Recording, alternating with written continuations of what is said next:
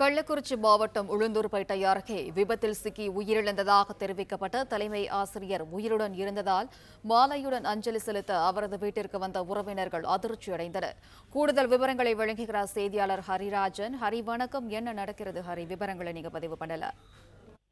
வணக்கம் மேடம். கள்ளக்குறிச்சி மாவட்டம் உளுந்தூர்பேட்டை அருகே உள்ள கூந்தலூர் கிராமத்தைச் சேர்ந்தவர் ராமதாஸ். இவர் பாலி சேக்குஷன்பேட்டை ஊராட்சி ஒன்றிய நடுநிலைப் பள்ளியில் தலைமை ஆசிரியராக பணியாற்றி வந்து கடந்த சில மாதங்களுக்கு முன்பு விருப்ப ஓய்வு பெற்றிருந்தார். இவர் தனது குடும்பத்தினருடன் கூந்தலூர் கிராமத்தில் வசித்து வந்தார்.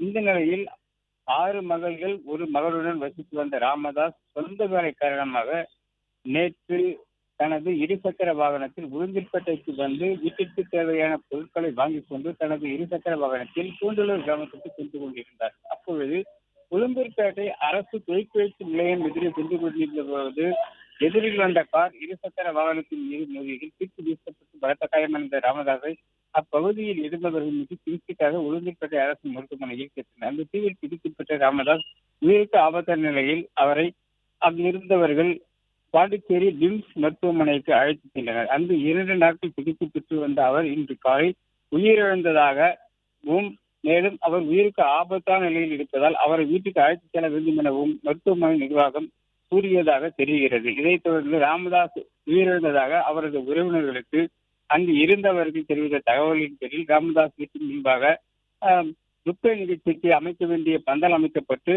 அங்கு கண்ணீரஞ்சலி போஸ்டர்கள் ஒட்டப்பட்டு அவரது உறவினர்கள் மாலையோடு வந்திருந்தனர். இது பெரும் அதிர்ச்சி ஏற்படுத்தப்பட்ட நிலையில் பின்னர் அங்கிருந்து புதுச்சேரியில் காலாப்பட்டு விம்ஸ் மருத்துவமனையிலிருந்து ராமதாஸ் உடல் ஆம்புலன்ஸ் மூலம் ஏற்றப்பட்ட பொழுது அவரது உடலில் இருந்து மூச்சு வெளியானதாக கூறப்படுகிறது. மேலும் ராமதாசுடைய மகள் மருத்துவராக இருந்து வரும் நிலையில் அவர் தற்பொழுது உயிரிழக்கவில்லை, உடல்நலம் சீராக உள்ளதாக தெரிவித்த நிலையில் அங்கு இருந்தவர்கள் பெரும் பதப்பதத்தோடு ஏற்பட்ட நிலையில் ராமதாசுடைய உடலை ஆம்புலன்ஸ் மூலம் கூந்தலூர் கிராமத்திற்கு கொண்டு வந்த நிலையில் அங்கிருந்து உடனடியாக அவரது உறவினர்கள் அவரது மேல் சிகிச்சைக்காக உளுந்தூர்பேட்டை அரசு மருத்துவமனைக்கு அழைத்து வந்தனர்.